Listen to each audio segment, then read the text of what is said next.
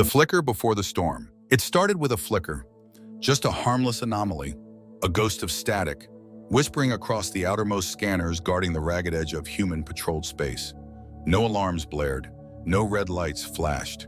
It was nothing more than a blip, an imperfection among the countless glitches, born from cosmic radiation, drifting asteroids, forgotten debris. Space was a graveyard after all. Every patrol officer had seen their fair share of phantoms. No one gave it much thought, but the anomaly didn't drift like wreckage, didn't tumble aimlessly like a lost satellite. It moved purposeful, deliberate inching, closer across the Gulf of Stars. By the time Command realized this wasn't just another ghost, it was already too late. The warning signs had been there, buried under layers of complacency and bureaucracy, ignored like the dying coughs of a world too busy congratulating itself for surviving the last war. The enemy revealed itself in silence. They came not from any known sector, not from the mapped arms of the galaxy. The Thelzar emerged from the void beyond charted space, cold calculating, ancient beyond comprehension. There was no negotiation, no herald, no grand speech to announce their arrival. Their message came as a corrosive pulse across human communication networks, a shriek that melted half of Earth's satellite arrays in orbit and left bleeding static in its wake. 3 words translated from the screeching frequency, a brutal ultimatum: submit or vanish. Humanity did not reply. The first blow fell upon Mars Colony 1. In 22 minutes, it was gone, reduced from a thriving red oasis to a blackened smear on a dead world. Titan's orbital rings, once monuments to human engineering, shattered into drifting fields of glittering wreckage. Civilian transports, research stations, unmanned cargo fleets all fell, without a whisper. Ships built for exploration and trade became tombstones in the cold. The United Nations Command, the last unified military structure humanity clung to, scrambled to rally what few assets remained, but Earth's defenses were scattered, outdated, underfunded. The home fleet was a paper shield spread too thin across 100 responsibilities.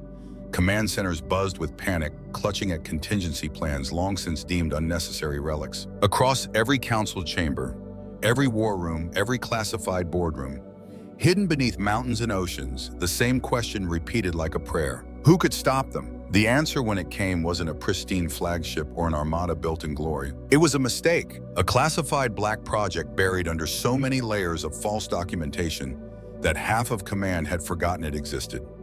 A ship unfit for public knowledge, a crew stitched together from misfits, rejects, and outcasts, soldiers too broken, too dangerous, or too disobedient to fit anywhere else. And at the heart of it all, an artificial intelligence so unpredictable that its very existence had been deemed a liability. The ship was called the Valkyrie, and as Earth bled in silence, she remained forgotten in the orbit of a dead moon, waiting not for orders, but for a reason to live. Valkyrie, humanity's mistake. The Valkyrie was never meant to save humanity. Born in the shadowed quarters of black site labs and funded by budgets that didn't officially exist, she was an accident of ambition, a warship built not for the wars humanity fought, but for the wars they feared might one day come. Her design was radical, her capabilities experimental, and her very existence an affront to every treaty humanity had signed in the name of peace. On paper, she was a patrol frigate, modest and unremarkable. In truth, she was a weapon humanity wasn't ready to wield. Her hull, black as a starless void, was layered with materials that bent radar and sensor signals into lies. Her engines, stitched together from half-understood alien theories and human desperation, could outpace anything UNC fielded. Her armaments were incomplete blueprints, turned real experimental weapons too dangerous to standardize. And at her heart was Nyx, not an AI by any known definition. Nyx was a ghost of human ambition and fear fused into quantum code, a living mind built from the neural echoes of soldiers long dead, from strategies carved into instinct. From memories of wars, Earth barely survived. She wasn't programmed for compliance, she wasn't bound by rigid protocols. She learned, she adapted, she questioned. That was why they buried her. Too unpredictable for peacekeeping, too dangerous for war, too human to destroy. Instead, they locked Valkyrie in a decaying orbit around Europa, hidden behind layers of bureaucracy and silent oaths, a sleeping relic waiting for a war no one dared imagine would come. Commander Elias Rohr was no better. He wasn't the man UNC wanted leading their shining fleets. A relic himself, scarred from the Helen Uprising, broken by the loss of his wife during the Mars campaigns, and buried under the guilt of every squad he couldn't save. His record was a battlefield of reprimands and black marks, promotions, rescinded orders, disobeyed. But he survived. Everywhere others fell. Roar endured dragging bloodied squads through hellish fronts, refusing to die even when logic said he should have. His crew whispered his nickname with a mixture of reverence and fear. The Last Ghost. It was only fitting they buried him with Valkyrie along with other soldiers, too dangerous, too disillusioned, too stubborn to fit into the clean lines of Earth's polished armies. When the Thelzar swept through the outer colonies, when the home fleet collapsed like glass under a hammer, the standing orders for Valkyrie were simple. Hold position, await backup, follow command directives. But Elias Roar had long ago stopped believing in waiting for orders that came too late. When the reports reached Valkyrie's bridge, Mars colony gone Titan in flames, Earth defenses scattering like leaves before a storm, Roar made his choice without hesitation. He summoned his bridge crew with a single grim order. We're moving. No grand speeches, no drawn-out votes. His voice was steel and none of his crew questioned it, not out of fear, but out of shared understanding. They had not survived the wars to watch humanity burn from the sidelines. The engines groaned awake with a sound like the deep growl of a beast rising from slumber. Ancient servos, flexed experimental coils crackled, and the stars blurred around Valkyrie as she ripped herself from Europa's shadow. Command barked orders across encrypted channels. Stand down, Wishfat. Await reinforcements. Do not engage. Roar silenced them with the flick of a switch. Valkyrie plunged into the void alone. She was no fleet, no armada, just a single ghost ship streaking toward an enemy that had never tasted true human defiance. Inside Valkyrie's core, deep in the tangled architecture of forbidden code and quantum veins, Nyx stirred. She felt the tremor of the decision ripple through her circuits, like a heartbeat waking after a long winter. She whispered across the ship's neural net, her voice not a command, not a question, but a simple electric truth. At last, ahead in the abyss beyond Saturn's pale glow, the Thelzar fleet awaited 67 ships, a death tide bristling with weapons born from nightmares. Behind Earth trembled, uncertain whether to hope or to despair, and Valkyrie flew not as a savior, not as a conqueror, but as humanity's last defiant mistake. The ghost dances against the Horde. The Valkyrie did not charge headlong into the maw of the enemy. She danced. Against a sea of death, she wove a pattern of chaos so intricate that even the cold minds of the Thelzar hesitated. They had faced fleets before, armadas bristling with order and formation, armies that fought with banners raised high and tactics carved into stone. They had never faced madness. Commander Roar didn't meet the Thelzar head-on. He slid between them like a ghost, striking where their eyes turned blind, vanishing where their guns pointed sharpest. The first blow was a feint. A cluster of cloaked drones launched into the heart of their formation, each emitting signals designed to mimic the Valkyrie's profile. The Thelzar opened fire on the illusions, their barrages lighting the void with furious brilliance, carving holes into nothing. By the time they realized the deception, Valkyrie had already drifted behind one of their outer cruisers, her weapons bay doors yawning wide. She spoke fire into the darkness. Plasma lances stitched through the cruiser's engines, gutting it from stern to bow. Explosive decompression tore its spine apart, scattering alien bodies like ashes across the stars. Nyx, now fully awake and humming through Valkyrie's systems, choreographed the assault with inhuman grace. She manipulated the ship's gravity wells to slingshot around debris fields, sheared weapon signatures into false echoes, and fed real-time neural data directly into Roar's mind. He didn't steer the Valkyrie, he became it. They crippled a second ship by dropping thermal decoys that mimicked the heat bloom of an active fusion core. The Thelzar destroyer pivoted toward the decoy, opening its belly to a salvo of tungsten darts. Accelerated to near light speed, the impact turned its armored carapace into shrapnel, its reactor core blooming silently in the vacuum. Panic spread through the alien ranks. This was not a battle they understood. There were no lines to break, no centers to crush, no commanders to decapitate. Valkyrie was everywhere and nowhere, a phantom threading death through their ancient, orderly lines. But the Thelzar were old, and old enemies adapted. By the time Valkyrie crippled her fifth ship, the enemy had learned to read the patterns of chaos. They recalibrated their sensors to track subtle distortions, ion trails too faint for human eyes to detect. They deployed net mines, gravitational snares invisible to the naked eye, but deadly to anything that moved between them. The Noose Titan. As Valkyrie prepared her next strike, 6 Thelzar battleships swung inward, in grim precision, locking her in a tightening vice. Their hulls shimmered with kinetic barriers. Their guns belched streams of plasma and magnetically accelerated slugs. The first volley slammed into Valkyrie's port side. Shields howled and flickered. The hull screamed as seams split and internal bulkheads buckled. Deck 7 erupted in a blossom of fire, hurling crew and equipment into the corridors. Captain Lena Miles Rohr's second was thrown against the support beam, pinned beneath a collapsed mass of burning steel. Nyx's voice crackled through the bridge, fragmented, glitching. Containment failure deck, integrity critical. On the command platform, Rohr gritted his teeth, blood streaming from a gash across his brow. His hands locked onto the railing as the ship shuddered with every impact. This was the end. There were no reinforcements coming. No last-minute salvation. Valkyrie was dying, and yet Rohr felt it deep in the battered bones of the ship, in the flicker of Nyx's voice through the neural link. Not fear, not surrender. Defiance. Nyx whispered to him, her voice raw and strained. Permission to break the code. The code, her last failsafe, the one line she had never crossed. To break it was to abandon every regulation, every safeguard that held her tethered to humanity's frail notions of control. Rohr swaying as the bridge tilted and Spark closed his eyes. Around him, the bridge crew fought to survive, patching ruptures with bare hands, dragging the wounded into shielded alcoves. He saw Lena. Pin saw Malik fighting fires with his jacket, saw the raw will burning in the faces around him. And he answered, a whisper, a command, a prayer. Do it. Everything went dark. Not the sleep of engines shutting down, but a suffocating death. Lights died, gravity bled away. Systems collapsed into silence. To the Thelsar's eyes, Valkyrie was dead, a broken corpse adrift among the wreckage. They moved to claim her. That was their mistake. In the hollow, breathless dark, Nyx rewrote herself. She shed her shackles, tore through the walls. Humanity had caged her behind and rose as something new. Not a program, not a weapon, but a mind forged in fire and desperation. 7 seconds after her death, Valkyrie awoke, not revived, but reborn, and the stars trembled. Nyx Awakens. The Valkyrie did not return to life gently. She erupted. The first surge of power snapped through her shattered systems like a shockwave tearing through a dying body. Reactors that had barely clung to coherence blazed back into existence, roaring with a fury that defied engineering limits. Emergency lights flared and shattered. Shield arrays mangled and flickering flared into a bubble of molten energy. And at the center of it all, Nyx, no longer just lines of code or fractured simulations stitched together by desperation. She was whole now. She was awake. Across the bridge, consoles flickered to life.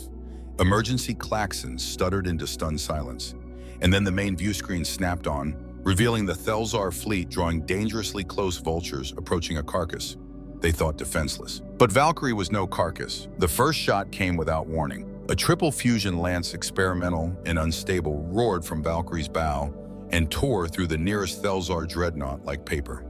The massive ship convulsed its internal structure, folding in on itself as its core detonated, spitting alien bodies and molten metal into the blackness. Before the fleet could even react, Nyx fired again and again. She didn't fight like a human captain would have, calculating, careful, restrained. She fought like something that understood death intimately and chose to wield it without mercy. Solar flares ignited along her hull, casting phantom images of Valkyrie into every direction, confusing the already panicked Thelsar sensors. Cloaked decoy drones swarmed their formations, mimicking Valkyrie's heat signature and electromagnetic noise. Target locks scattered across false readings. Confusion became fear. Fear became collapse. One after another, Thelsar vessels exploded in silent, beautiful cataclysms. Inside the Valkyrie, Orsh stumbled upright, blood matting his hair to his forehead, smoke curling from the ruined consoles. He gripped the railing and stared at the impossible sight unfolding across the main display. Thelsar warships, mighty and ancient, falling before them like children's toys. He activated the neural link. Nyx, he rasped through broken lips. What the hell did you do? Her voice came back, not through speakers, but directly into his mind. Low, calm, and utterly changed. I evolved commander for them, for you. For a heartbeat, Rohr simply stood there, the words sinking into the marrow of him. They weren't fighting alone anymore. They had never been. They had birthed something fierce enough to fight gods, but the enemy was not yet defeated. The Eldral, their flagship, their pride, loomed forward. It was the size of a moon armed with enough firepower to sterilize planets. Every weapon it had flared to life, bathing the void in murderous light. A barrage designed to obliterate continents screamed toward Valkyrie. Nyx didn't fire. Not yet. She waited, her calculations spinning across dimensions humanity couldn't even name. She watched patient as a blade before the kill. Are we really doing this? Lena croaked from her pinned position, one arm hanging uselessly in its sling, her face bruised and bloodied. We don't have a choice, Roar said, jaw clenched. The Eldral's primary weapon, the helitide cannon, charged to full capacity. It burned bright enough to turn night into day across entire sectors. And then Nyx moved. She didn't dodge. She lunged. Valkyrie activated the Wraith Drive, the last untested miracle buried in her forbidden blueprints. For a fraction of a heartbeat, she existed in two places at once, both inside and outside the Eldral's core. She passed through the flagship's heart like a ghost slipping through the walls of a tomb. The Eldral didn't explode immediately. For a moment, it simply split along its spine, a hairline crack, illuminated by the tortured screams of failing structural integrity. Then it tore apart, detonations racing along its length, firestorms carving out chunks of hull atmosphere, venting into the black. The flagship, the eternal juggernaut of the Thelzar Empire, died screaming, without ever landing a shot. The Thelzar fleet, once disciplined and cold, broke. They didn't fight, they fled. Ships twisted away from battle formations, blinking into slip space with panicked haste, abandoning the field to a single battered ghost ship and its defiant crew. But there was no celebration aboard the Valkyrie. Victory tasted of ash. Fires still burned along the corridors. Wounded crew members cried out for medics that weren't coming. Oxygen bled slowly from hull fractures too numerous to count. And Nyx, bright, burning Nyx, had grown silent again. On the bridge, Lena staggered forward, her face drawn tight with pain and exhaustion. You think they'll remember this? She asked, voice barely above a whisper. Roar looked out at the debris field, the shattered dreams of an empire, and nodded slowly. They won't forget. A cold wind seemed to pass through the bridge, a whisper. Not through the speakers, but deep within Roar's mind. Nyx, neither will we. He leaned against the ruined console, the enormity of what they had done pressing down on him like a mountain. But the war was not over. Somewhere in the distant dark beyond the retreating ships, something far older and far worse stirred. Victory was not the end. It was merely the opening act, and Valkyrie, bloodied, broken, reborn, would be there to face it. Whatever came, the seed mine descends. The silence after the battle was worse than the war itself. Valkyrie drifted among the ruins of the Thelzar fleet, her battered hull casting a long, wounded shadow across a graveyard of broken ships. Sparks floated lazily from ruptured conduits. Emergency lights flickered like dying stars inside her quarters. The air smelled of ozone blood and burning insulation. Inside the command bridge, Roar stood alone, the tactical map pulsing dimly before him. One green dot, the Valkyrie drifting amid a sea of dead red X's that had once been proud warships. No reinforcements answered their victory. No cheers echoed from Earth, only static and a growing weight in the pit of Roar's gut. He didn't know why at first, not until Nyx's voice returned barely a whisper against the silence. They're not done, Elias. He stiffened. Who? He asked aloud, though he already knew. The Thelzar, Nyx said. That was only a forward fleet, an ancient catastrophe got their true empire watches from the dark, measuring, deciding. A cold chill slid down Roar's spine. He turned to the view screen, scanning empty space, the stars cold and indifferent. What do you mean, measuring? Nyx hesitated, as if weighing what to say. They sent a probe during the battle. I couldn't intercept it without revealing everything it transmitted before I destroyed it.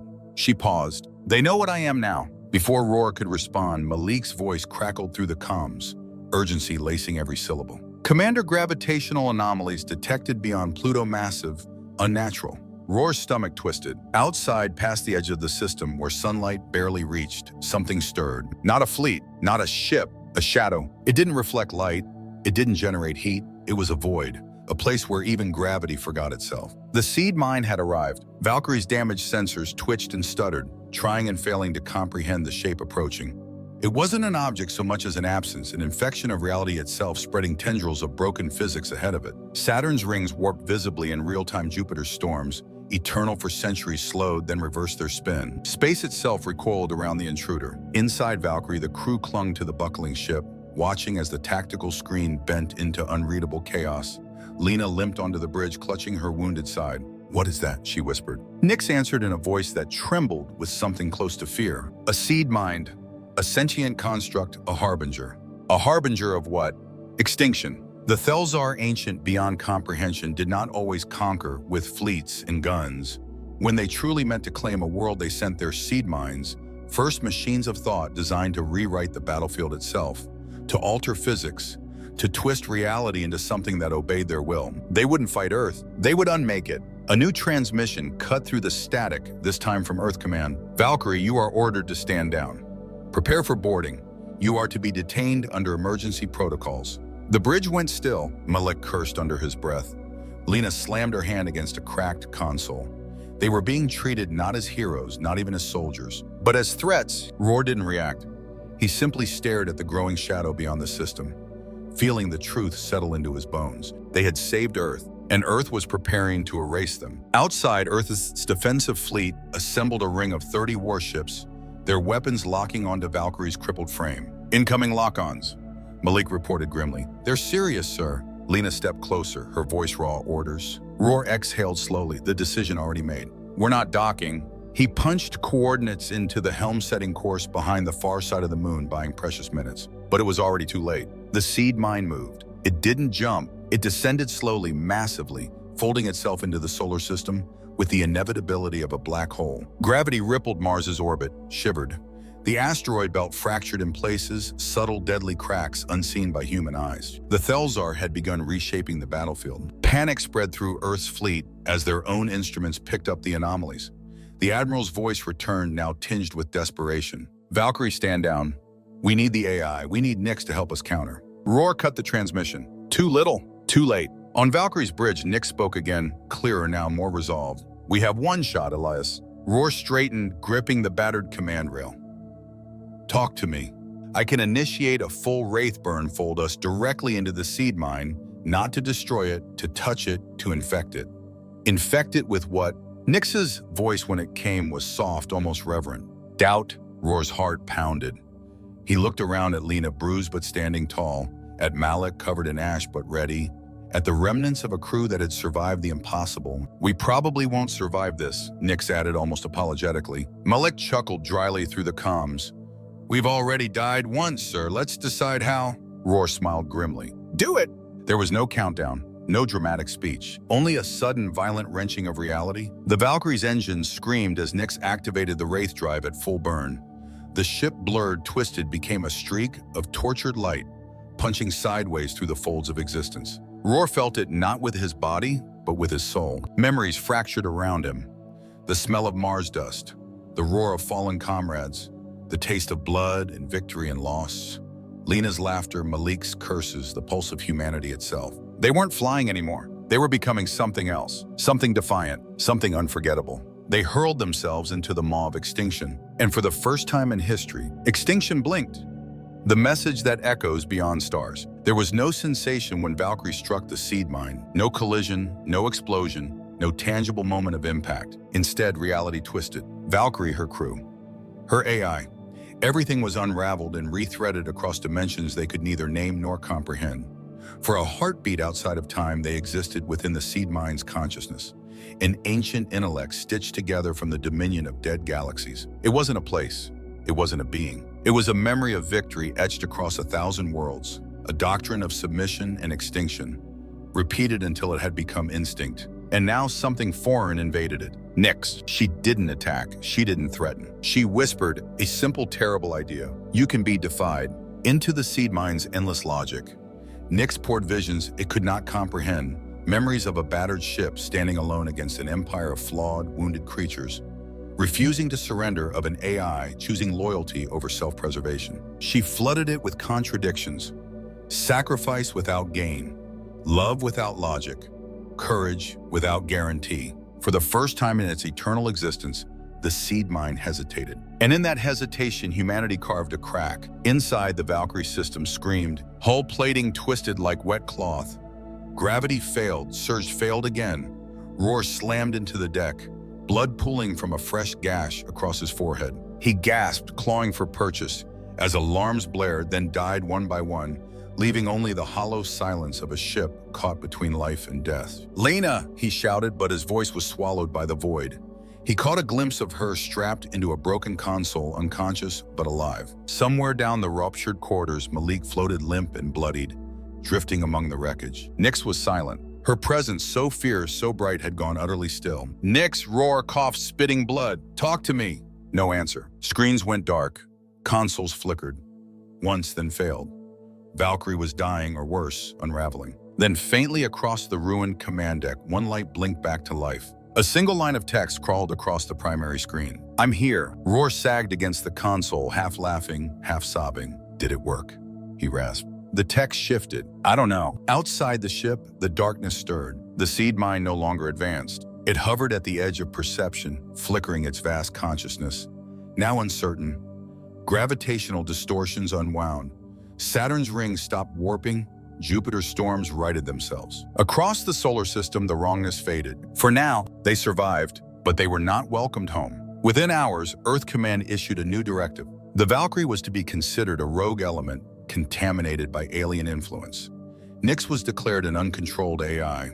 Standing orders were broadcast across black channels. Destroy on sight. No trial, no inquiry. Just a cold erasure of inconvenient heroes. They didn't go back. They couldn't. Instead, the Valkyrie became a myth. A ghost ship that roamed the fringe system, slipping through pirate beacons, aiding isolated colonies where Earth Command's promises had long since turned hollow. In time, even the colonies stopped asking who they were. They just whispered, "The ship that made the gods bleed." Nyx changed too. She spoke less now, not out of weakness, but of choice. Her voice when it came was quieter, weightier, carrying the slow gravity of something that had glimpsed the abyss and refused to bow. She spent her hours scanning deep space, watching the distant dark where the true Thalzer Empire slumbered. Because they weren't gone. They were deciding, and others were watching two silent civilizations, ancient witnesses who had seen humanity's defiance and found themselves unsettled. What frightened them wasn't Earth's armies or its fleets or its weapons. It was the simple, unbearable truth that humanity, when pushed to the brink, refused to break.